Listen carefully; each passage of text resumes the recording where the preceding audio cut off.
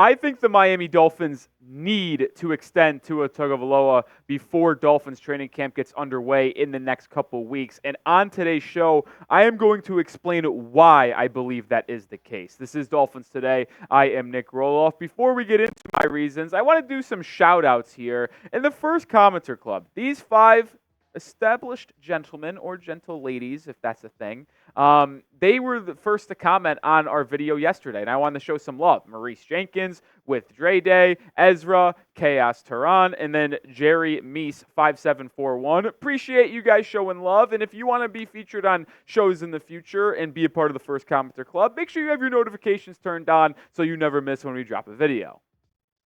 All right, number one, the reason why I think you should pay Tua, he's ascending. That's the number one thing. He spent 4 years in the NFL. This is going to be his final year of his 5th-year option on his rookie contract. And I think he's gotten better every single year he's been in the league. And it's not even just from a pure production standpoint either, but he has gotten better at staying healthy. Like, remember, he didn't play, I think he played 10 or 11 games his first year in the league, and then he played 13 in back-to-back seasons, and then this year he played all 17. And you saw the jump from year 1 to year 2 in the Mike McDaniel offense, and I like that we can kind of find a pinpoint of Tua's projection and how he's gone up because of when Mike McDaniel stepped in. I mean, Tua led the league in passing yards last year and completed 69% of his passes. Sure, yes, the interceptions have to go down a little bit, and you'd like to see him throw a little bit more touchdowns, but the Dolphins also had one of the best rushing games last season. And not even just from 22 to 23, but he has been a different quarterback since head coach Mike McDaniel joined the Miami Dolphins. In Tua's first 2 seasons, without Mike McDaniel, in 23 games played, 66% of his passes were completed, 4,400 yards, only 27 touchdowns and 15 interceptions with a QB rating of 88.8. But with Mike McDaniel, over the past 2 seasons, he has been terrific in 30 games played. 67%, almost double the amount of passing yards, double the amount of touchdowns, and only 7 more interceptions in 7 more games with a massive boost in QB rating. There is no doubt, in my opinion, that Tua Tagovailoa is continuing to improve year in and year out, week to week, in this Mike McDaniel offense. And I'm not going to say that he's a McDaniel merchant in the form of, like, he's only good because this really offensively brilliant-minded head coach is the Dolphins coach, right? Like, he's calling the plays. I'm not going to say it's all Mike McDaniel, but Tua's skill set of anticipation, accuracy, quick decision-making is what Mike McDaniel needs in this offense, and Tua executes it to a T, and that's why you're going to continue to see him ascend and put up better and better numbers as he gets more acclimated and has full control of the Dolphins offense. Number 2, I just mentioned it. He's a deadly accurate quarterback. And I know that the big hoopla in the NFL nowadays is arm strength, the wow plays. When you watch Josh Allen, you watch Patrick Mahomes, you see these new rookie quarterbacks and Drake May and Caleb Williams coming in and Jaden Daniels, that they're all good at doing that too. But sometimes you just need a quarterback that can hit a receiver in stride when he needs to. And I found this stat that was very, very interesting.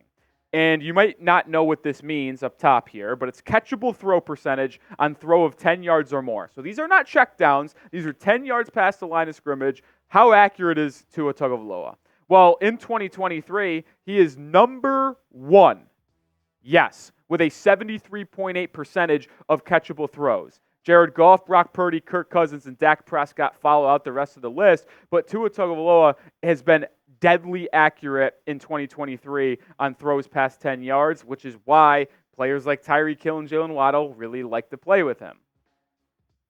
I understand that Tua Tagovailoa's biggest knock might be his inability to stay on the field, but also his limited arm strength. But to me, he has elite anticipation, and he's as accurate as it comes with throwing the football.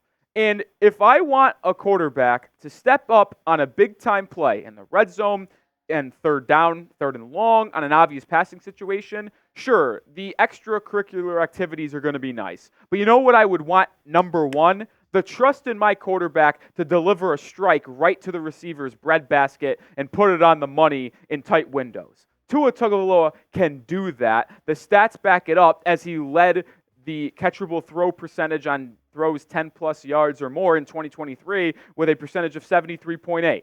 He is an accurate quarterback, and you need that in the NFL. That's why I think Tua is really good in this Dolphins offense. And I mentioned how much his wide receivers like to play with him. Well, Tyreek Hill just yesterday was on a podcast, I don't know what it was exactly, but was asked on his top 5 quarterbacks in the NFL. And he had number 1 Patrick Mahomes, which not surprised there. It's the case. It would be stupid to think that isn't the case. And it's also former Hill's teammate.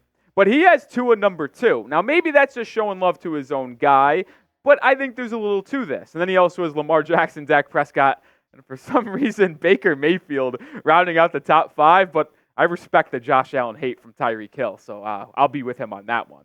But the reason why I wanted to show this is that I think it's very evident that the teammates of Tua Tagovailoa love playing with him. Think about what Tyreek Hill has said time and time again to the media. He wants Tua to get paid. He has him as the second best quarterback in football. Jalen Waddle, after he got paid that massive extension at mandatory minicamp, he was asked about getting a contract and asked about Tua's contract situation. And Jalen Waddle stood up for his guy and said he needs to be paid as well. Like, his receivers like playing with him. I think that is very clear. And to me, if your top 2 wide receivers, who are also 2 wide receivers in the top 15 of the entire NFL, in my opinion, want to play with Tua, then you should probably extend Tua Tagovailoa.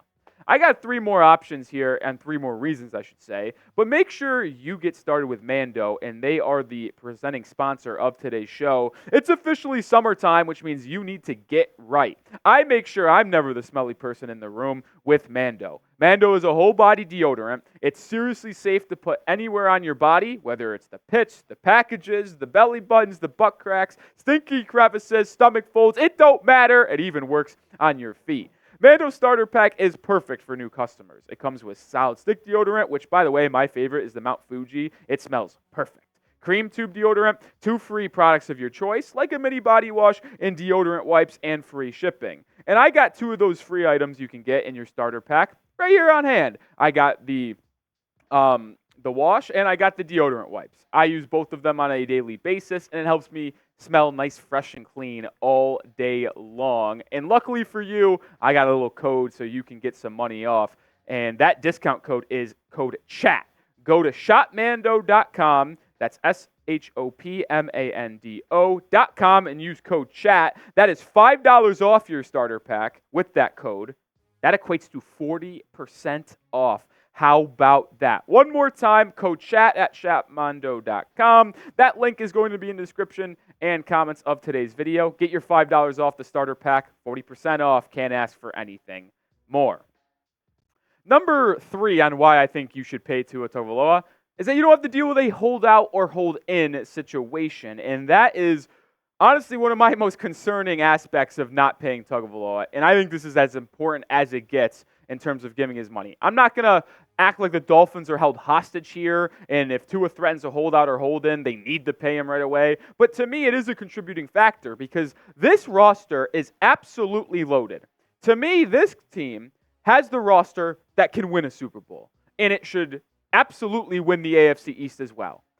But that can be hindered, and this team's one goal can be derailed before the season even begins if there is a major distraction while the team and the coaches are bonding and putting in their system and schemes from day one. If Tagovailoa is not participating in team drills, if he is not there at all when training camp begins in the next couple weeks, this team is going to have a massive cloud hanging over the top of them. And for a team this good, with so many good veterans and young pieces, with a high payroll like it does, you can't have these distractions looming, and that's why I don't want to risk a holdout or hold-in at all.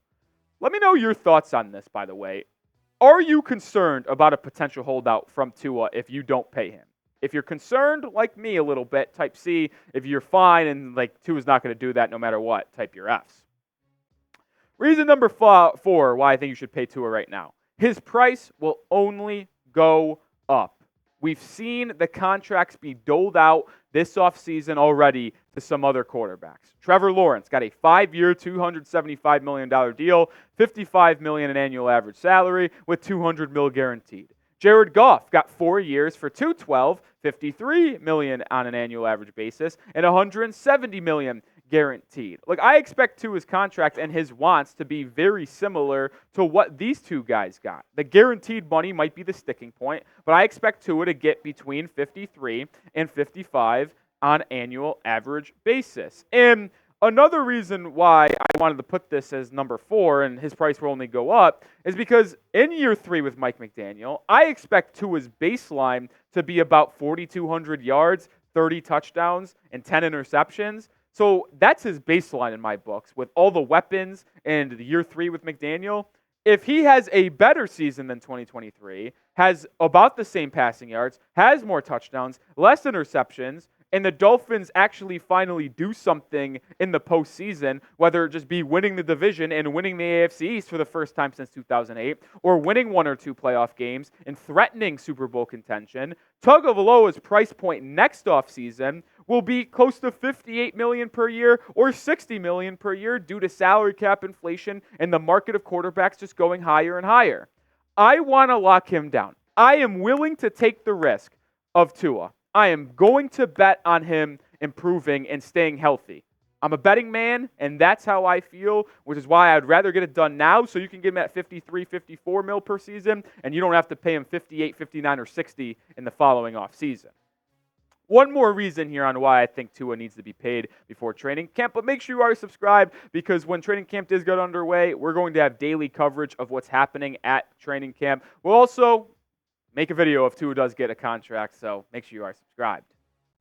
Reason number 5, and this could arguably be the number 1 reason too. There's no better options.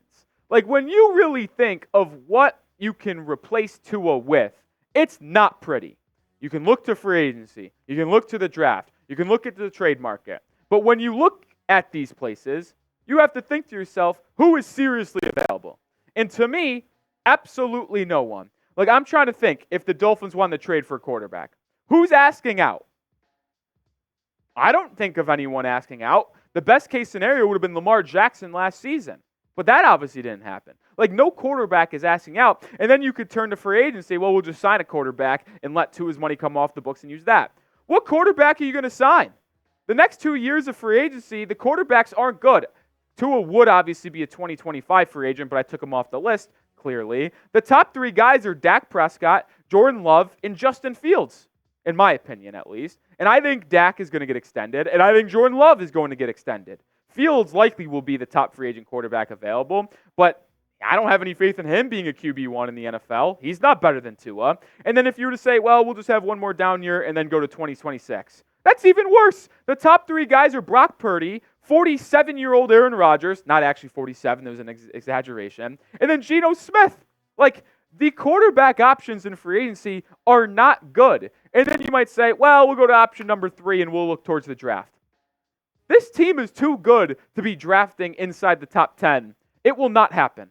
They will not be selecting the top 10 unless half of the roster gets hurt for the entire year, which I pray to God that does not happen. And even if they do finish in the top 10 and draft a quarterback, it's going to take 2 or 3 seasons for that QB to be ready to compete for an NFL title unless you hit on another megastar. Like, come on. Like, if you want the Dolphins to take advantage of how talented this roster is and how win-now this team is, you need to keep Tua Tagovailoa here because if you go somewhere else, it's going to just be another 2 seasons before that quarterback's ready to compete. And the roster that the Dolphins currently have with Tyreek Hill, Jalen Ramsey, Kendall Fuller, Bradley Chubb, they are just not going to be ready for that, and that is my biggest concern. So after hearing the 5 reasons on why I'm giving Tua the bag, did I convince you? Or were you already convinced coming into the video when you wanted to see my reasonings? Are you paying Tua Tagovailoa prior to training camp? Type P for pay or type N for you're not. I guess the next question would be, what would Tua get in a contract extension? I think this is what it would look like. I think he would get the same amount of money on an annual average basis as Trevor Lawrence, $55 million per year. I think it would be 1 year less, 4 years instead of 5 years, so it comes out to $220 million in totality with $180 million guaranteed. So he gets a little bit more guaranteed than Jared Goff and 2 years or $2 million more on an annual average basis over the same length. I think that's a very fair deal. He's younger than Goff. He's ascending. We kind of know what Goff is. We might know what Tua is, but I think he's continuing to just get better and more accurate. And he said he did improve his arm strength this offseason with working with a new coach as well. So I am very bullish on Tua, and I think this contract extension is going to look very, very good 2 or 3 years from now if you actually get Tua extended. All right, that's going to do it for today's show. If you have an issue with anything I said, you can go shout out me on Twitter and send me a mean DM. I don't care. But make sure you are following me because I'm tweeting about the Dolphins every day. And if Tua does get extended, we'll have the news first on my Twitter at Nic_Rohloff before coming over here and making a video. So go give me a follow. As always, I'll see you with another video tomorrow. Go Fins.